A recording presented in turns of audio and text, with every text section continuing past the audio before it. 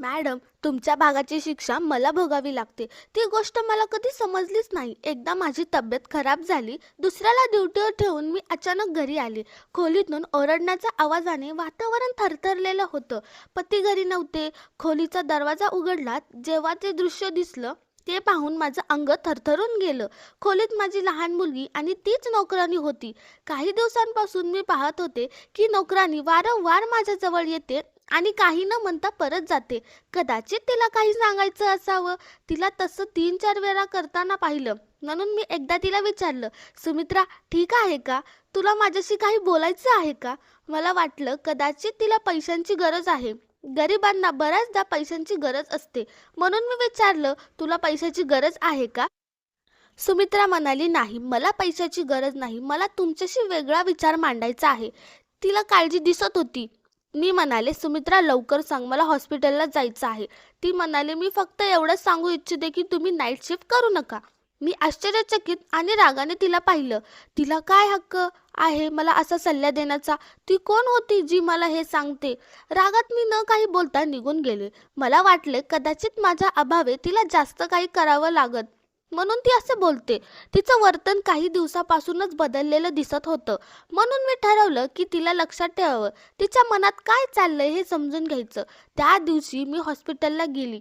खरं तर मी त्या दिवशीची ड्युटी करतच नव्हते. मग मागील 4 वर्ष मी नाईट शिफ्ट करत होते. नाईट ड्युटी मला त्रास देत नव्हती. कारण मुले आता मोठी झाली होती. सुमित्रालाही मी फुल टाईम ठेवले होते. ती दिवस रात्र आमच्या घरात राहायची.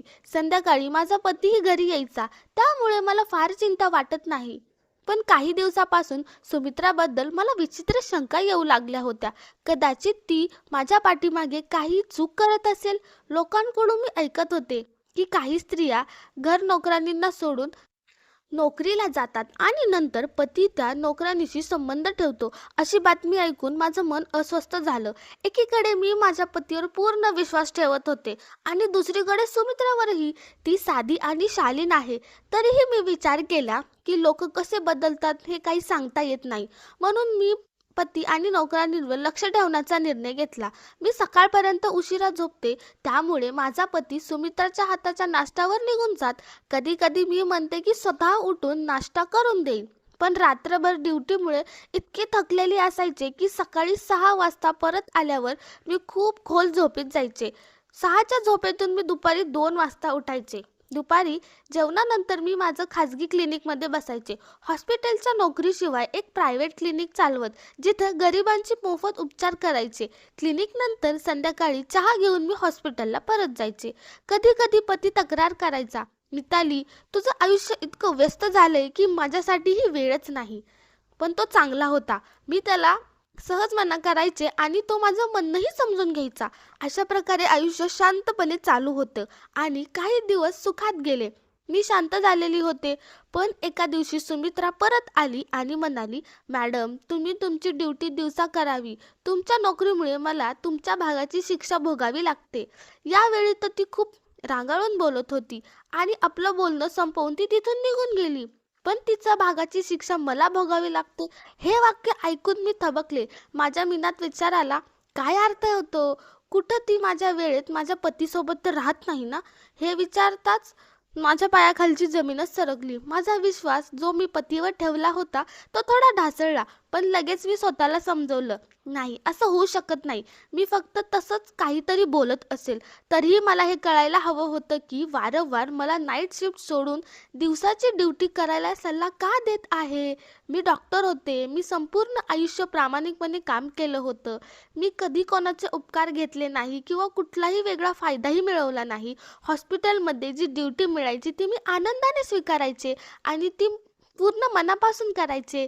आताही मी नाईट ड्युटी जबाबदारी घेतली आणि सांगितलं होतं की मला काहीच अडचण नाही. नाईट ड्युटी करेन. आता अचानक ते सोडून देणं म्हणजे माझं नाव खराब होणं.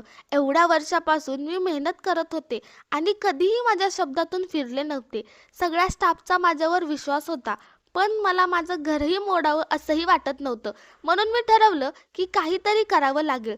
सुमित्रा माझ्या घरी गेल्या 1 वर्षापासून काम करत होती. या काळात तिने मला कधीच तक्रारीचं कारणही दिलं नव्हतं आणि मीही तिला नाही. एक दिवस विधवा स्त्री होती. तिचे 2 लहान मुलं होती. आणि त्यांना वाढवण्यासाठी ती माझ्या घरी नोकरी करत होती. नोकरीच्या पहिल्याच दिवशी मी तिला सांगितलं होतं, "तुला 24 तास इथेच राहावं लागेल." तिची मुलं काळजी तिच्या आई-वडिलांकडे होती. जे गावात राहत होते, ती एकटीच आमच्या घरी राहत होती. जेवढा पगार मिळायचा तो ती गावात आपल्या मुलांच्या खर्चासाठी पाठवत होती. मी अनेकदा तिला सांगितलं होतं, की "तू हवं असेल तर तुझे मुले इथे आणू शकतेस. ते तुझ्यासोबत इथेच राहतील." पण ती नेहमी नकार द्यायची. तिच्यासोबतचा वेळ नेहमी छान गेला होता. तिने कधीच कोणाची तक्रार केली नव्हती. ना घरातील कोणाशी वाद झाला होता. पण आता काही दिवसापासून तिचं वागणं वेगळं वाटत होतं. ती प्रत्येक वेळी मला एकच गोष्ट सांगायची, "मॅडम, तुमची ड्युटी दिवसा करावा, रात्री घरात राहा." मला काहीच समजत नव्हतं. रात्री घरात असं काय घडतं ज्यामुळे ती एवढी घाबरून हे म्हणते? एक दिवस मी हॉस्पिटलमध्ये ऑन ड्युटी होते, तेव्हा अचानक एक नर्स आली आणि म्हणाली, "कुणीतरी बाई आली आहे. ती म्हणते की तुम्हाला भेटायचं आहे." मी विचारलं, "ती रुग्ण आहे का?" कारण माझी ड्युटी त्यावेळी इमर्जन्सी विभागात होती. नर्स म्हणाली, "नाही, ती म्हणते की तुमची नातेवाईक आहे." मी आश्चर्याने बाहेर आले. माझे नातेवाईक एवढ्या वेळेस हॉस्पिटलमध्ये काय येतील? मी बाहेर गेले आणि पाहते तर काय, एक अनोळखी स्त्री समोर उभी होती. मी विचारलं, "तुम्ही कोण?" ती म्हणाली, "तुम्हीच डॉक्टर मिताली आहात का?" मी म्हणाले, "हो, मीच डॉक्टर मिताली आहे. सांगा काय काम आहे?" तितक्यात तिने झटपट मोबाईल काढला, माझा फोटो काढला आणि तात्काळ पळून गेली. मला काहीच समजलं नाही. जेव्हा समजलं तोपर्यंत ती दूर निघून गेली होती. मी धावत तिच्या मागे गेले, विचारायला की "तू माझा फोटो का घेतलास? तू कोण आहेस?" पण ती इतक्या वेगाने पळाली की मला दिसेना. मी अस्वस्थ होऊन परत आले आणि विचार करू लागले, हे काय चाललंय? कोण होती ती बाई? आणि का आली होती? मला मनातून असं वाटत होतं की काहीतरी मोठं चुकीचं घडणार आहे. माझं मन मला सतत इशारा देत होतं, माझ्या आयुष्यात काहीतरी फार वाईट होणार आहे. मला हे माहीत होतं की माझ्या घराकडे आणि पतीकडे फार दुर्लक्ष आहे. कारण रात्रीची ड्युटी खूप थकवणारी असायची आणि सकाळी मी उशिरा उठायचे. जेव्हा मी उठायचे, पती ऑफिसला गेलेले असायचे आणि रात्री जेव्हा मला हॉस्पिटलला जायचं असायचं, तेव्हा ते अजून ऑफिसमधून आलेलेही नसत.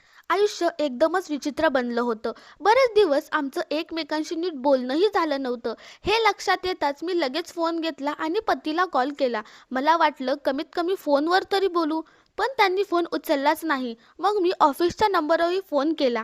तिथं त्यांची सेक्रेटरी म्हणाली, "साहेब तर अनेक दिवसापासून ऑफिसला आलेलेच नाहीत." हे ऐकून मी हादरले. मला काहीच माहिती नव्हती की ते ऑफिसला जात नाहीयेत. पण खरी चिंता होती ते दररोज घरातून ऑफिससाठी निघतात, मग जातात कुठं? दुसऱ्या दिवशी मी ठरवलं की मी सुट्टी घेते.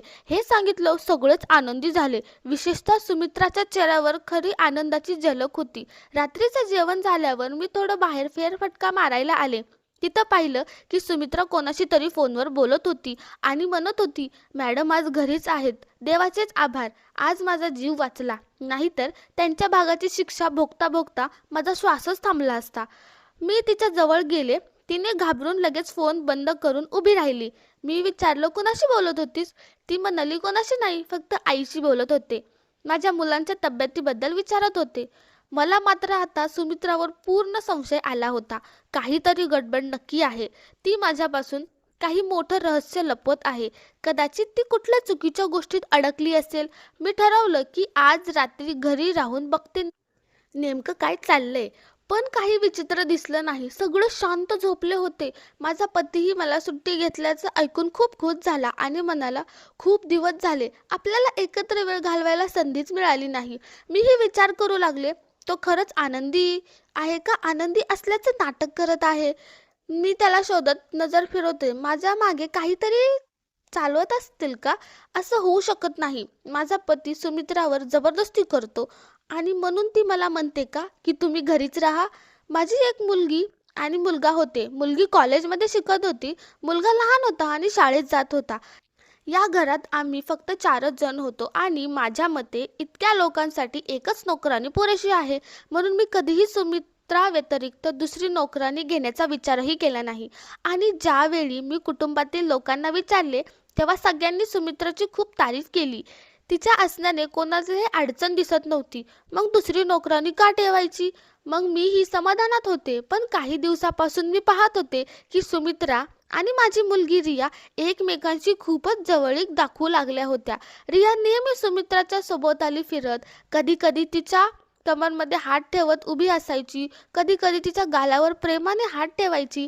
हे बघून मला खूप विचित्र वाटायचं. सुमित्राला रिया इतकं प्रेम का करत होती? मी देखील पाहिलं की रिया सुमित्राजवळ जाऊन तिला आवड दाखवायची, पण सुमित्रा तिला दूर पाठवून देत होती. ठीक आहे, त्या दिवशी मी संपूर्ण दिवस आणि रात्र घरीच राहीन म्हणून बघितलं. मी हॉस्पिटल सुद्धा गेले नाही आणि क्लिनिकवरही बसले नाही. पण आता काहीही सामान्य दिसत नव्हते. फक्त रिया सुमित्राजवळ जास्त जवळ येण्याचा प्रयत्न करत होती. मी ते नजरेआड केलं. विचार केला की बराच वेळ घरात नाही अशी स्थिती आहे. सुमित्रा घरात असल्याने तिच्याशी नातं होत असेल, मग काही नाही. परंतु आतून मी चिघळू लागले. सुमित्राचे ड्रामे कधी संपले की हा विचार करत मी दुसऱ्या दिवशी माझ्या रुटीनप्रमाणे नाईट ड्युटी सुरू केली. 2 दिवसानंतर अशी घटना घडली. मी सकाळी लवकर उठली कारण संध्याकाळी माझ्या एका मित्राच्या वाढदिवसाच्या पार्टीला जायचं होतं आणि त्यासाठी मला गिफ्ट आणायचं होतं. त्या विचाराने मी बाजारात गेली. तिथे मी एक दृश्य पाहावं लागलं. समोरचे दृश्य एवढे की मी खंबीर होऊन थांबले, कारण माझा पती एका हॉस्पिटलच्या आत जात होता. त्याला हॉस्पिटलला जाण्याची काय गरज होती? तो तर अगदी निरोगी दिसत होता.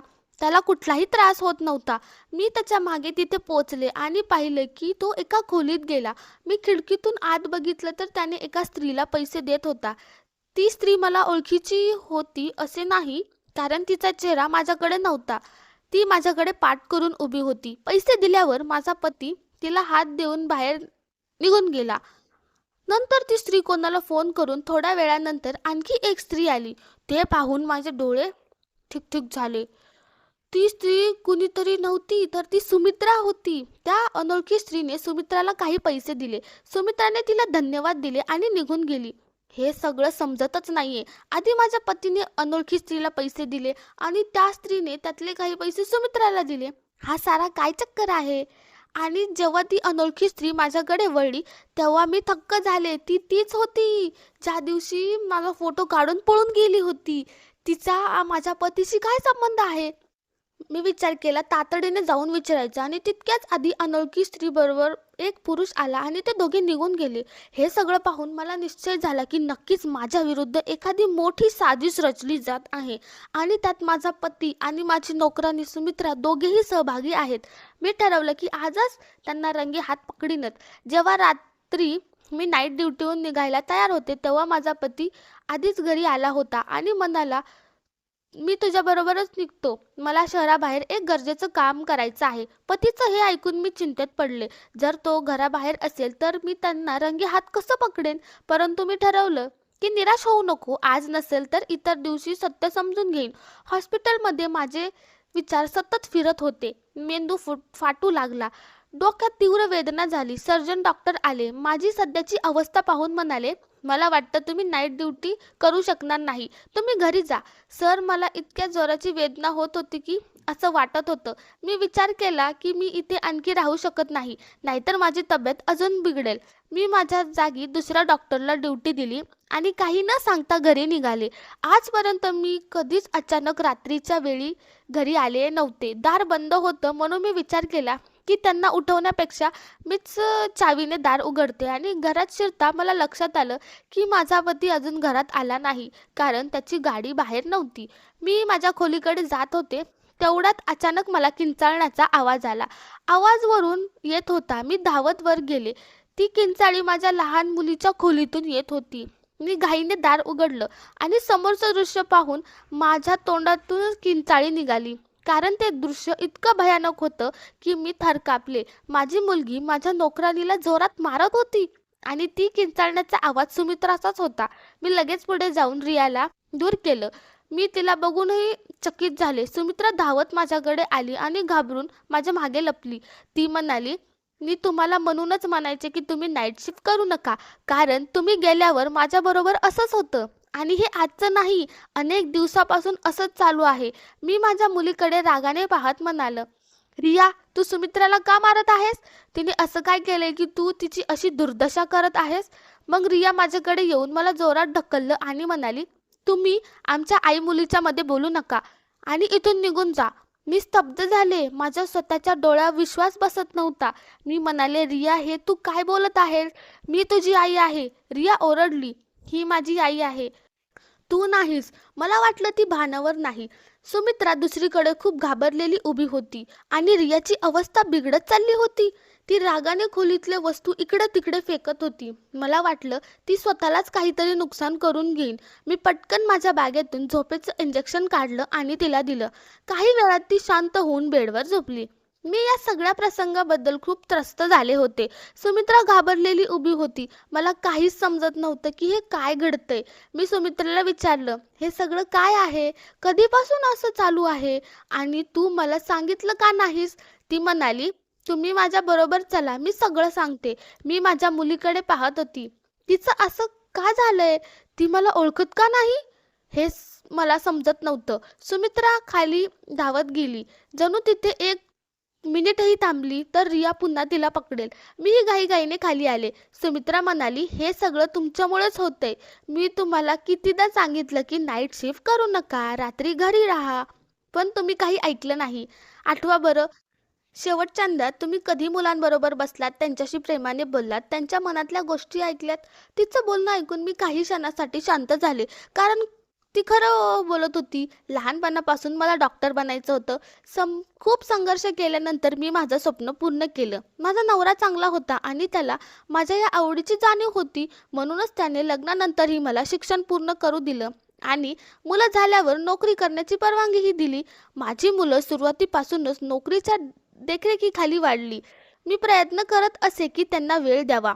पण डॉक्टर असल्यामुळे माझ्यावर जबाबदाऱ्या जास्त होत्या.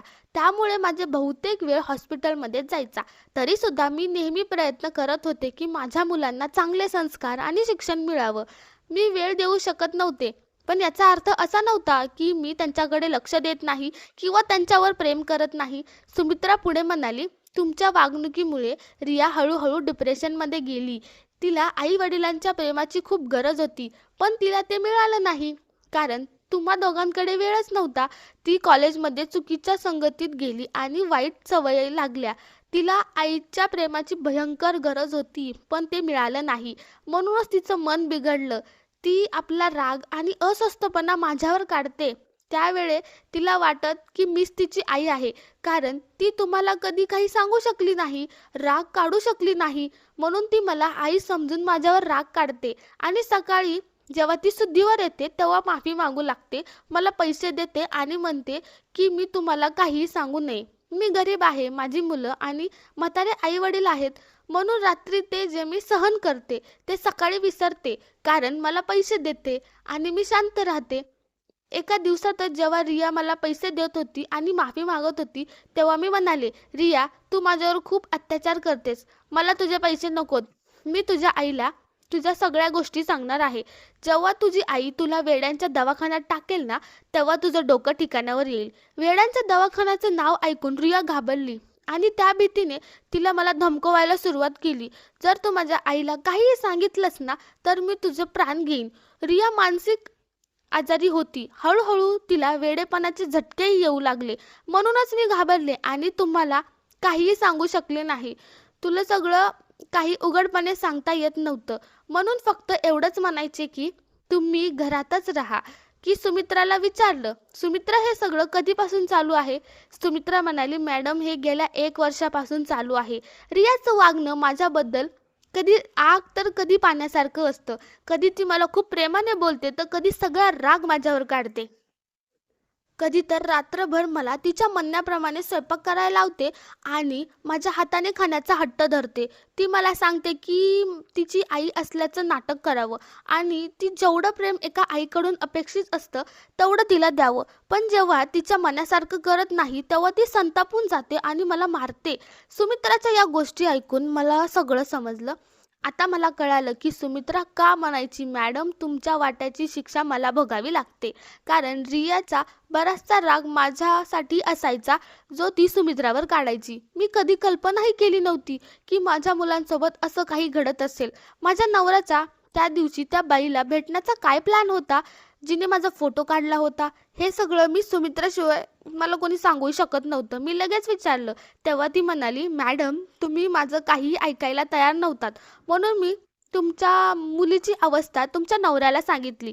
त्यांना एका डॉक्टरशी संपर्क केला आणि आपल्या मुलीबद्दल सगळं सांगितलं. त्यांनी डॉक्टरला विनंती केली की माझ्या मुलीला काही करून बरी करा. तुमचा नवरा हे सगळं तुमच्या लक्षात येऊ नये म्हणून प्रयत्न करत होते." ती बाई म्हणजे तीच डॉक्टर होती. तुमच्या नवऱ्याने तिच्या समोर हात जोडून म्हटलं होतं, "माझ्या पत्नीला काहीही समजू नये. ती स्वतः डॉक्टर आहे आणि लोकांची सेवा करते. मला हवं आहे की माझी मुलगी बरी व्हावी. त्याआधी माझ्या पत्नीला काहीही समजू नये." त्या डॉक्टरने तुमच्या हॉस्पिटलचा पत्ता घेतला आणि त्या दिवशी तुमचा नवरा तिला फी देत होते. मी त्या डॉक्टरला मदत करत होते म्हणून ती मला तिच्या क्लिनिकमध्ये बोलवायची आणि तुमच्या मुलीबद्दल प्रश्न विचारायची. त्या दिवशी तिने मला थोडे पैसेही दिले. त्या दिवशी तुम्ही आम्हाला पाहिलं असावं. एके दिवशी त्या डॉक्टरने मला सांगितलं की तुमच्या मालकिनीचे काही फोटो काढले आहेत. मी आश्चर्याने विचारले, "का?" तर ती म्हणाली, "मला तुझ्या मालकिनीला थोडं संशयात टाकायचं आहे. म्हणजे ती आपल्या घराकडे आणि मुलांकडे लक्ष देईल. तिला वाटेल की तिच्या घरात काहीतरी चाललं आहे आणि ती पुन्हा आपल्या घराकडे वळेल." मी काही सांगू शकत नव्हते कारण तुमच्या नवऱ्याने मला काही सांगू नको असं सांगितलं होतं. पण मला वाटत होतं की जर संशयात आली तर ती आपल्या मुलांकडे लक्ष देईल. सुमित्राच्या सगळ्या गोष्टी ऐकून मला सगळं स्पष्ट झालं. माझं डोकं लाजेने खाली झुकलं. माझ्या करिअरच्या मागे लागून माझ्या मुलांना आणि कुटुंबाला दुर्लक्षित केलं होतं. माझी मुलं कशी मोठी झाली मला कळालंच नाही. माझी मुलगी लहानपणापासूनच स्वतःमध्ये रमणारी होती आणि मी तिला कधी लक्षातही दिलं नाही. ज्या प्रेमाची ती पात्र होती ते मी कधी दिलंच नाही. पण मला माहीत नव्हतं की त्याचा इतका भयंकर परिणाम होईल. त्या क्षणी मला समजलं की आई-वडिलांनी करिअरच्या मागे धावताना आपल्या मुलांना दुर्लक्षित करू नये. माझा नवरा मला खूप प्रेम करायचे. म्हणूनच तो मला पश्चातापाच्या जाळेत जळू द्यायचे नव्हते. ते स्वतः सगळं हाताळत होते. पण आता मला समजलं की डॉक्टरसोबत मलाही माझं कर्तव्य निभावं लागेल. मी काही काळासाठी सुट्टी घेतली, जेणेकरून माझ्या घराला आणि मुलांना वेळ देता येईल. आम्ही सगळ्यांनी मिळून माझ्या लहान मुलीला बरं केलं आणि त्यानंतर मी दिवसाची ड्युटी घेतली. सकाळी 10 ते संध्याकाळ 4 म्हणजे माझ्या मुलांना वेळ देऊ शकेन. मित्रांनो, कृपया एक सुंदर कमेंट करा. तुमच्या कमेंटमुळे आम्हाला खूप आनंद मिळतो. तुमच्यासाठी आणखी एक कथा घेऊन येतो. सबस्क्राईब.